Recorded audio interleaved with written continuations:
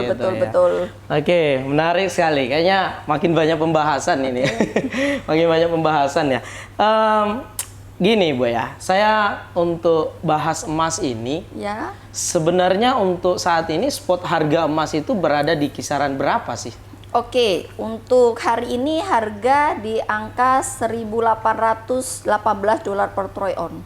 Wih, Untuk sudah di jam angka ini ya. 1.800 Betul. dolar per troy ounce. Betul. Oke, nah ini sangat berbeda ya ketika mungkin kita melakukan jual beli atau perdagangan di yang dalam Pasar bentuk fisik? pasar fisik Ya, dengan Di tempat saya berarti istilahnya pasar derivatif ya. Iya, derivatif. Ya, karena yang apa sih itu derivatif, Ibu? Oke, jadi pasar derivatif itu pasar turunan ya, artinya yang kita transaksikan ini nilai kontraknya. Jadi harga murninya tadi kita bahas ya, harga emas dunia yang satuannya dolar per troy ounce tanpa melihat rupiah per gram. Jadi kalau misalnya teman-teman atau saudara-saudara semua bertransaksi di emas ya, beli di toko emas, kita harus melihat dua harga sebetulnya, yaitu harga murninya emas dolar per troy ounce, yang kedua adalah dolar terhadap rupiah. Nah, ini yang banyak orang tidak tahu. Bagaimana sih, berapa sih harga emas per gram hari ini gitu. Mereka harus bertanya sama toko emas begitu. Jadi begitu misal mau tahu harga emas harus harus telepon berapa sih harga emas begitu. Padahal sebetulnya masyarakat bisa belajar karena memang sebetulnya ada perhitungannya, ada rumusnya. Iya. Makanya yang terpenting mungkin di sini adalah lebih ke edukasi. Ya, pengetahuan masyarakat ya, biar ngerti. Jadi karena kalau transaksi di emas fisik yang jelas yang pertama pasti beresiko kecurian karena bawa barang, beli 1 kilo misalnya begitu ya, harus simpan kemana begitu. Yang kedua mungkin kadangkala bisa nggak turun kalau misalnya disimpan lama atau dibawa kemana begitu kan, bisa mungkin resiko untuk pengurangan seperti itu. Tapi kalau di tempat saya ya taruh aja, memang kita pegang ya kertas, memang nilai kan seperti itu. Tapi kalau kita mau mencairkan ya harga berapa itu yang memang bisa cairkan dana para investor seperti itu. Itu saja. Ini saya rasa ini kan kalau misal kita ingin berbisnis seperti ini membutuhkan artinya kesediaan modal yang begitu besar. Ternyata khususnya di daerah Sulawesi ini ya, di Kota Makassar, yang paling orang wanti-wanti itu adalah dari segi safety-nya atau keamanannya. Nah, gimana pandangan Ibu ini soal keamanan di perusahaan pialang ini? Oke, jadi begini, ini juga tips ya untuk masyarakat. Mau investasi apapun sebetulnya ya, Mas Sahid. Jadi yang paling penting adalah satu, harus cek legalitas perusahaannya. Nah, itu yang paling penting. Keamanannya ya. Betul sekali. Bukan berarti kita bicara keamanan karena apa? Tidak mungkin dana akan dikorupsi atau mungkin dibawa kabur oleh perusahaan, atau terutama saya kepala cabang, saya bisa bawa uang nasabah seperti itu. Tapi yang jelas di tempat saya juga, bisnis di tempat saya bukan berarti tidak ada resikonya. Karena kita berdagang pasti juga ada namanya resiko, yaitu resiko kalau kita dagang bisa untung, bisa rugi juga. Nah, tinggal bagaimana manajemennya. Makanya saya selalu kasih tips untuk para investor atau mungkin calon investor yang mau belajar atau mungkin yang baru yang nggak ngerti ya mau investasi tapi saya nggak tahu gitu loh. Yang paling utama kita sudah ada gadget ya, ada handphone, itu adalah modal utama ya. Untuk bagaimana sih tahu perusahaannya itu legal apa tidak, tinggal cek aja teman-teman semua atau para masyarakat ya, atau para calon investor, cek aja. Kalau pialang ya berarti ceknya ke Bapepti ya. Nah, nanti bisa buka websitenya Bapepti, apakah perusahaan yang bersangkutan sudah terdaftar, yang pertama. Yang kedua adalah siapa yang menemani atau siapa sih yang mendampingi atau maintain. Karena kalau pialang pasti ada namanya wakil pialang. Ya, karena wakil pialang ini dia adalah seseorang yang dia punya izin lisensi yang dia sudah terdaftar di Bapepti secara legal ya. Betul sekali. Istilahnya kalau dokter ya dia punya izin praktek. Seperti itu. Izin praktek. Kalau lawyer ya dia punya izin untuk dia buka juga sebagai pengacara seperti itu gitu loh, Mas.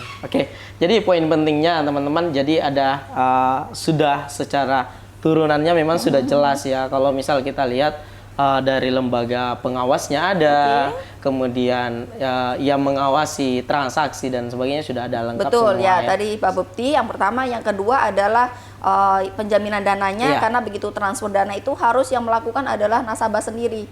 Nah, transfernya jangan sampai, satu ingat ini penting sekali, transfernya jangan ke perorangan. Jadi jangan baik itu dalam bentuk wakil ya, misalnya piala. transfer ke atas nama saya, Atau Sri kepala Mulyanti, cabang, begitu.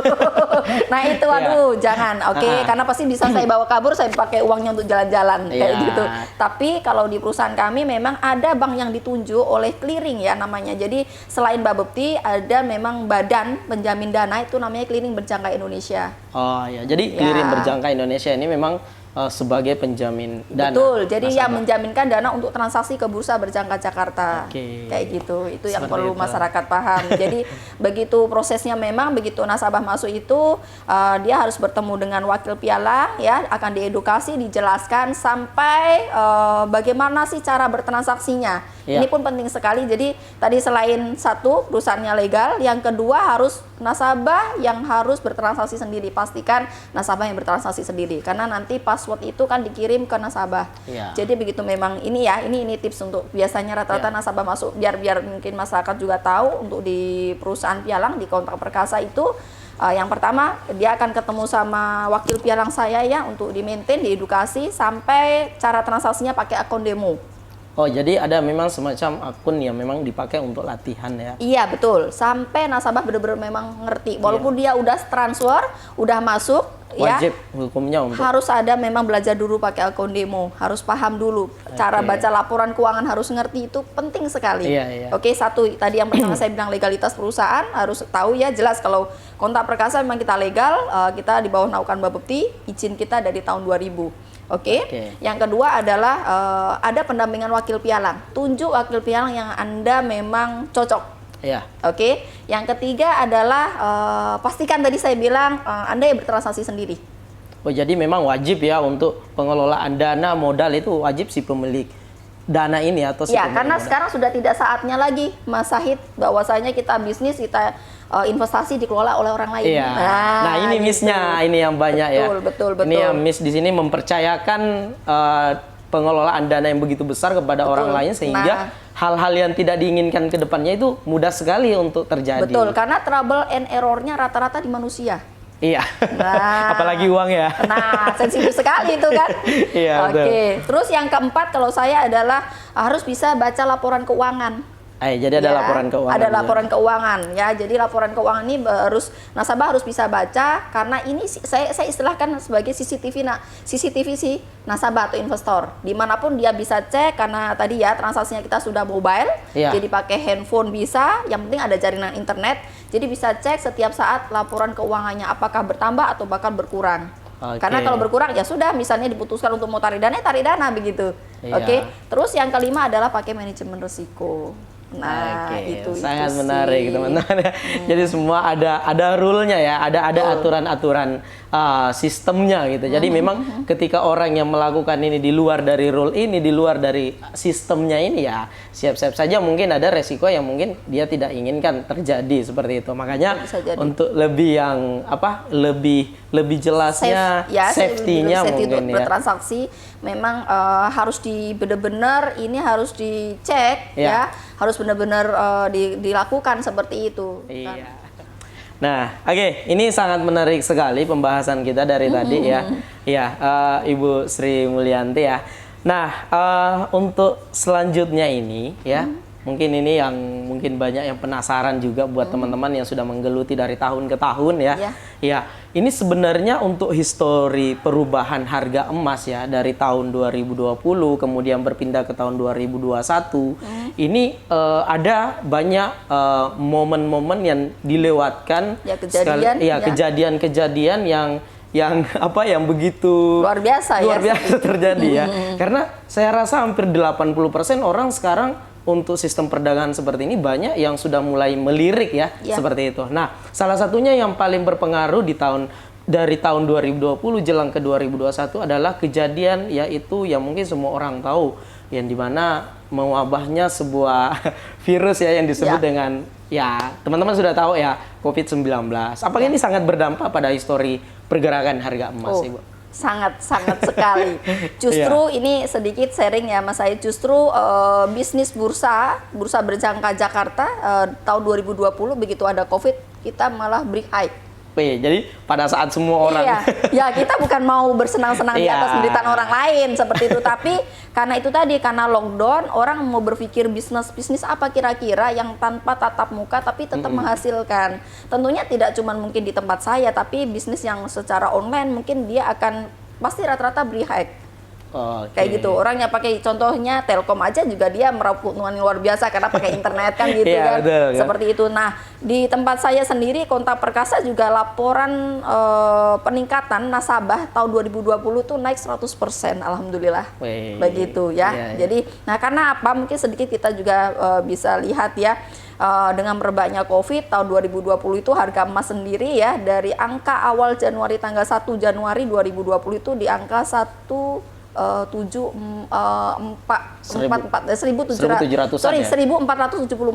Wih, sangat jauh ke bawah ya. $1.474 per troy ounce ya. Dari Januari sampai Agustus ya, Agustus 2020 harga naik sampai $2.074 per troy ounce. Jadi kurang lebih hampir 800 poin. Peluangnya itu begitu ya besar. luar biasa. Jadi kalau orang yang invest di emas, mau itu fisik, mau itu sistem gadai atau yang apa semua ya, mungkin kan ada juga ya mungkin yang suka gadai begitu. Kalau memang kondisinya pasar lagi bagus, lagi naik ya, lagi trennya memang naik seperti itu, semuanya memang profit, tidak cuma di tempat saya ya, tapi di fisik atau mungkin orang yang lagi gadai emas pun mungkin dia juga meraup keuntungan. Iya, semua sih. Betul. Namanya emas ya. Betul, karena tahun 2020 itu harga fisik pun sempat mencapai untuk harga Antam ya. Iya. Untuk LM itu sempat sampai di atas 1 juta. 1 juta ya. Iya, di atas Kemarin 1 juta terkenal rupiah sekali per itu. gram. Iya, betul, begitu. Nah, tinggal orang sekarang bicara tahun 2021 kan bingung, ini harga masih naik kah atau bagaimana kan begitu kan. Nah, Agustus itu begitu harga naik kencang, sempat Agustus, September, Oktober itu harga kan dia ada landai, ada turun ya. Karena apa? Karena memang ditemukannya vaksin. Iya, adanya kayak yang bisa mempengaruhi perubahan kejadian-kejadian kayak betul. COVID. Jadi kenapa juga COVID kok harga emas naik begitu ya? Kenapa? Ini jadi pertanyaan sih. Orang lagi pada lockdown nih, orang pada di rumah, kok bisa harga emas naik? Ya, gitu. ya, karena dari dulu sudah tidak dipungkiri lagi, artinya emas ini kan sebagai aset lindung. Oh, jadi untuk investasi. Jadi ketika ada kejadian yang tidak enak, krisis dan segala macam, akibatnya mungkin salah satu kalau ini kan COVID, justru orang larinya lagi savingnya ke emas. Nah, jadi untuk melindungi aset-aset mereka ini, mereka pada berbondong-bondong untuk membeli emas. Nah, begitu permintaan banyak ya, dia kencang naiknya seperti itu. Oh, jadi gitu, begitu permintaannya lumayan ya, besar, artinya pasti. breakout begitu lebih tinggi, maka harga emas juga betul, ikut itu kan memang sudah jadi hukum ekonomi ya. Jadi begitu permintaan besar pasti harga akan lari ke atas begitu kan, akan naik gitu. Nah ini mungkin untuk tips juga para investor, sebetulnya investasi itu kalau saya boleh lihat adalah maksudnya selalu terbagi ada 3 sektor. Yang pertama mungkin orang bisnis real itu sama halnya kalau saya sih saham. Gitu ya, kalau kita bicara skala Jangka besar panjang, ya? Bukan skala besar ya, beda. skala besar. Skala besar itu kan saham, karena kan nilai kepemilikan suatu perusahaan kan tadi ya. Oke, jadi kalau misalnya ekonomi lagi bagus, otomatis saham pasti akan naik kan gitu, betul tidak? Oke. Yang kedua adalah selain saham adalah mata uang. Nah, karena memang mata uang internasional adalah dolar, jadi pasti yang dipegang adalah dolar. Jadi ketika memang sahamnya naik, otomatis orang duitnya banyak, usaha bagus, ramai, uang banyak, USD juga naik. Oke. Nah, ini emasnya biasanya rata-rata yang menurun karena orang berpikir, iya betul, ngapain saya investasi? Orang pasti lebih cenderung dia lari untuk buka usaha. Atau mungkin mereka bertransaksi, kalau orang bilang sih investasi yang bersiko yaitu saham begitu. Nah, kejadian di tahun 2020 itu Mas, jadi begitu ekonomi tidak bagus karena lockdown, karena PPKM, ya, mall tutup, penerbangan dibatasin, pariwisata sepi, hotel semua ya, semua teriak ya, semua teriak. Jadi orang berpikir bagaimana ini? Saya mau buka usaha lagi sepi, apa yang terjadi? Ya udah, kita invest, karena kalau misalnya orang investor punya duit besar pasti dia akan invest. Nah, yang dilihat apa? Ya emas. Mereka saving, mereka simpan. Pasti untuk melindungi nah, betul, untuk melindungi asetnya mereka yang mungkin bisnisnya lagi kacau, lagi berhenti, masih harus gaji karyawan. Nah, di situ. Nah, lalu ini di penghujung tahun 2020 begitu ditemukan vaksin, oke, orang harus mulai dipercepat ya vaksin itu mulai vaksin, orang sudah ada vaksin, ekonomi mungkin akan mulai buka begitu. Artinya sudah ada penangkalnya seperti itu. Ada penanganannya ya. Jadi saat itu memang emas ada koreksi. Ada koreksi agak. Ya, ada jadi koreksi. dari 2007 berapa kemarinnya 2072 ya? 274 ya di situ ya, ya. dolar per troy mainnya ounce kurang lebih. 2072 atau 74 itu mainnya Ya. situ. Kemudian dengan hadirnya dengan adanya vaksin yang ditemukan makanya mengalami penurunan. Sempat saat tapi itu nggak terlalu signifikan ya. Ya, sempat saat itu bermain di angka 1.900 toh, sempat 1.900 penurunan yang saya lihat sih sempat di atas di 50% dari kenaikan. Karena begini, rata-rata secara teknikal ya, kalau kita bicara orang trading, rata-rata emas kalau dia naik kencang atau mungkin turun kencang, kalau turun atau ada pembalikan minimal memang 50% rata-rata. Ada koreksinya rata-rata 50%. Kalau dari pengalaman ya, saya perhatikan seperti itu gitu loh. Gitu. Jadi ya memang sangat luas Bu ya, kalau misal kita mau ini baru satu produk loh yang kita bahas ini. Ini satu produk yang memang cukup ya, artinya kenapa kita bahas karena ini memang cukup menarik sih sebenarnya. Nah, kemarin karena tadi ada mengalami penurunan dari harga 2,07472 kemudian turun ke 1.900-an. Kemudian tadi Ibu sempat sebut sekarang harga emas itu sudah 1.800 sekarang. 1.800 ya. Ini kan akhir tahun nih. Ya. Ibu Sri Mulyanti. Kayaknya ada peralihan lagi nih. Sudah ya berapa hari lagi ya, kita hitung jam lagi ini peralihan tahun. Detik-detik. Detik-detik ya, peralihan tahun dari 2021 ke 2022. Seperti itu. Kalau momen kemarin di tahun 2020 ke 2021 itu sangat banyak kejadian yang memang sangat nampak di depan mata ya, misalnya kayak Covid dan sebagainya ya. Kemudian hadir vaksin dan seterusnya. Nah, kedepannya melihat perkembangan kurang lebih ya beberapa bulan terakhir ini ya, dengan adanya vaksin, kemudian ya isu Covid sudah mulai mengurang, ya keadaan ekonomi sudah mulai kembali pulih ya, normal walaupun sebelum sebagus tahun sebelumnya ya. Iya, seperti itu. Nah, apakah prospek kedepannya ini ya, apakah di sistem perdagangan ini akan masih begitu melejit kembali atau malah sebaliknya keadaan ekonomi membaik atau bagaimana? Nah, untuk Ibu Sri Mulyanti ini mungkin bisa diberikan kepada teman-teman semua, di tahun di bulan Januari di kuartal pertama tahun depan ini 2022 apa sih yang bisa diberikan ya, masukan saran buat para orang-orang yang bergelut di bidang khususnya perdagangan berjangka atau trading.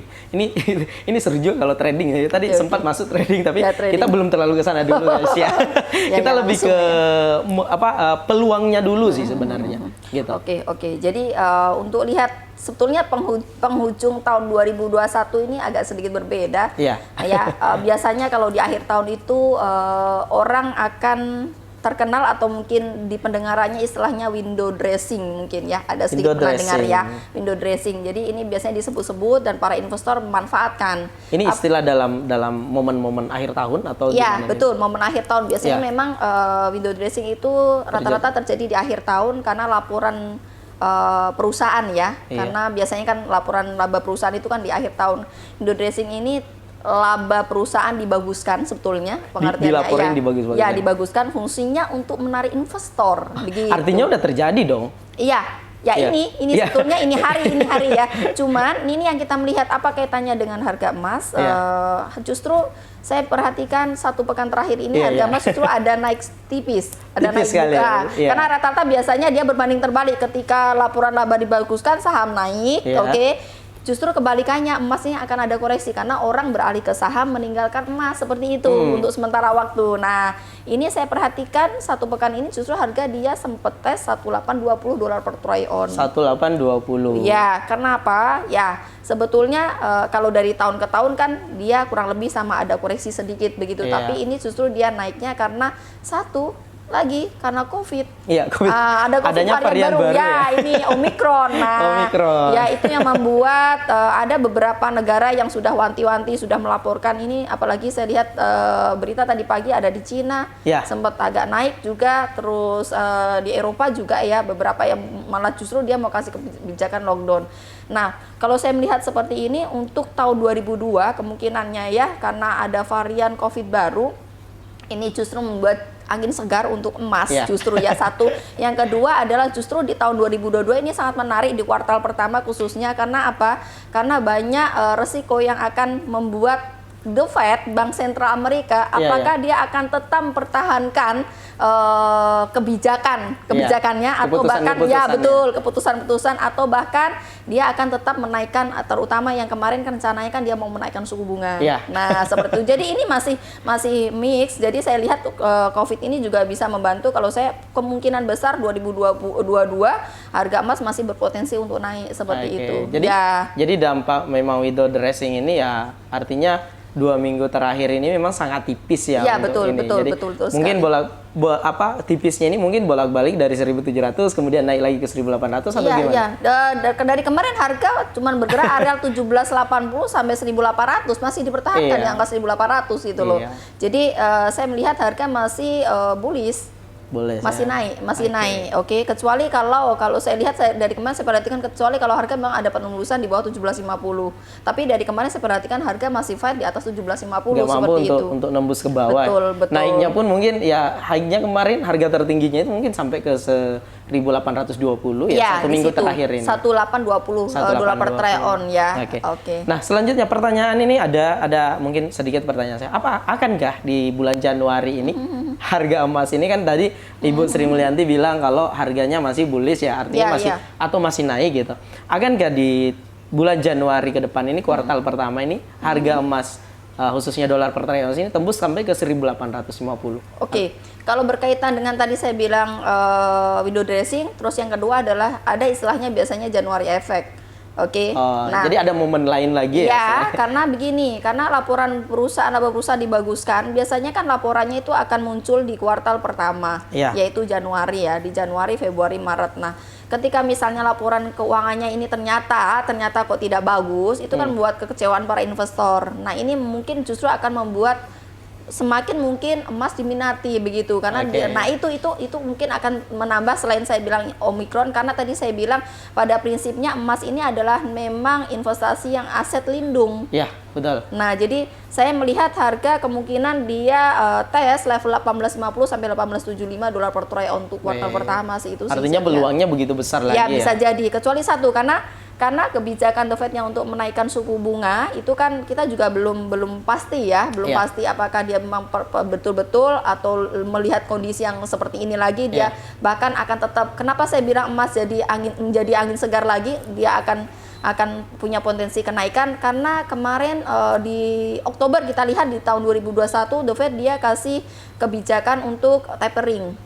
Jadi karena biasanya kalau lagi investasi kalau ekonomi lagi tidak bagus terjadi krisis ada dua memang orang investasi biasanya kalau di satu sisi dia emas untuk aset lindung nilai, yang kedua biasanya memang obligasi. Nah, tadi yang istilahnya saya bilang tapering yang sudah dikeluarkan di bulan Oktober dan obligasi ini udah dibatasin. Jadi emas punya potensi besar untuk bisa naik kembali seperti itu. Wah, sangat menarik teman-teman ya. Jadi pembahasan kita ini kurang lebih sudah berjalan dan begitu banyak yang ini merupakan pertemuan perdana ya untuk di podcast ini dan kayaknya menarik sih untuk kita bahas selanjutnya di podcast kedua, ketiga dan seterusnya. Nah, ada pertanyaan terakhir nih yang sempat saya mau tanyakan sama Ibu. Ini untuk buat para teman-teman di luar sana, khususnya para nasabah ya, mungkin bagi yang sudah bergabung atau yang kedepannya ingin join ke kantor ini. Pengen belajar, pengen diberi edukasi yang begitu jelas ya, karena di mana-mana orang paling pertama cari tahu adalah bagaimana caranya gitu, bagaimana caranya. Nah, untuk lebih jelasnya mungkin nanti teman-teman atau para orang tua saya mungkin di luar sana ya, itu seperti itu boleh ya nanti melakukan komunikasi lebih lanjut ya seperti itu. Nah, ini pertanyaan saya yang terakhir. Bagaimana sebaiknya para nasabah ya khususnya di pialang berjangka atau bursa berjangka yang berdagang di bursa berjangka, bagaimana untuk kedepannya ini para nasabah merespon tentang hal ini, tentang peluang-peluang, tentang yang Ibu Sri Mulyanti tadi sampaikan bahwa harga makin akan melejit sampai ke 1.850. Oke. Bagaimana harusnya baiknya? Apakah ini peluang yang begitu besar untuk para Oke, nasabah? dengan sekarang kita lihat harga masih di areal 1.800 Iya. ya. Sebetulnya ini potensi atau kesempatan untuk kita beli. Kalau saya ya, Beli ya. kita beli. Untuk paling nggak kita berhitung middle, target terdekat. Kalau saya sih memang hari ini kita lihat begitu pasar masih close-nya di atas 18.10, berarti Iya. potensinya memang harga masih ada peluang besar untuk naik. Oh, peluang besar untuk jadi naik. kalau misalnya mau beli ya ini kesempatannya ya. Oke, Iya. dengan target tadi yang saya bilang sih sebetulnya target pertama 18.35, baru kita bicara angka 18.50. Oke, jadi ada Seperti itu. sebelum sampai ke target 1850 ada target terdekatnya ya, Betul, yaitu betul. 1835. Betul. Oke, dan ini peluang juga sih sebenarnya walaupun sampai ke 1835. Ya. Jadi justru ini 18, kalau sekarang 18 berarti mungkin teman-teman bisa siap-siap untuk memang kita ambil transaksi sampai angka 1.800, peluangnya di situ. Karena harga dari kemarin memang saya masih lihat dia masih dipertahankan di angka 1.800 tutupnya. Oke. Gitu. Baik, saya rasa ini mungkin sudah sangat memberikan informasi yang begitu jelas khususnya di momen akhir tahun ini Iya. ya, menjelang ke tahun 2022 besok ya. Semoga bermanfaat. Semoga bermanfaat ya buat teman-teman. Jadi mungkin sedikit masukan buat saya sendiri selaku host mungkin hari ini ya, selaku host untuk hari ini. Buat teman-teman saya simpulkan sih sebenarnya ada beberapa poin penting. Yang pertama ketika ingin kalian berinvestasi ya, yang pertama kalian harus mempertimbangkan atau melihat safety-nya, amannya. Betul. Oke. Kemudian Wajib. iya, wajib itu. Karena yang menjadi momok di masyarakat ini adalah keamanan gitu. Betul. Iya, walaupun dia nggak bicara soal peluangnya berapa, yang paling pertama amannya dulu. Nah, seperti itu. Jadi buat teman-teman yang di luar sana, yang ingin melakukan investasi, saya rasa perlu melihat penting ini yang dibilang keamanan. Kemudian yang kedua harus jeli melihat momen gitu Ya, peluang. peluang seperti itu. Kemudian yang ketiga ya kita harus selalu punya yang namanya kalau kami biasa sebutnya coach ya, pengajar ya, Ya. atau yang mendampingi sih Pendampingan, sebenarnya. Karena saya rasa perdagangan seperti ini beberapa tahun terakhir ini baru mulai melejit ya, seperti itu. Nah, kalau untuk kontak perkasa sebenarnya dari tahun berapa ini Bu di Makassar? Kalau di Makassar kita dari tahun 2011. 2011. Kantor cabang ya kita. Oh iya, jadi udah mulai beroperasi dari tahun 2011. Betul. Iya, artinya ini sudah kurang lebih 10 tahun ya. Ya, kemarin kita habis ulang tahun yang tahun 2021 ya, 10 Iya. tahun ya. Teman-teman boleh lihat nanti ada Instagramnya kok, boleh lihat di Oh, situ. oke. Boleh di follow juga ya. Kemudian ada YouTube-nya juga. Jangan lupa Betul. klik tombol subscribe, like, comment, and share. Iya. Oke, saya rasa mungkin cukup untuk hari ini. Saya Muhammad Syahid dan Ibu Saya selaku Sri Mulyanti Ya. sebagai brand manager kontak Perkasa Makassar. Ya. Ucapkan terima kasih. Ya. Saya terima kasih balik Ibu Sama-sama. sudah menjadikan host hari ini. Oke. Dan mungkin kita sama-sama pamit. Billahi taufik walhidayah. Assalamualaikum warahmatullahi wabarakatuh. Wabarakatuh.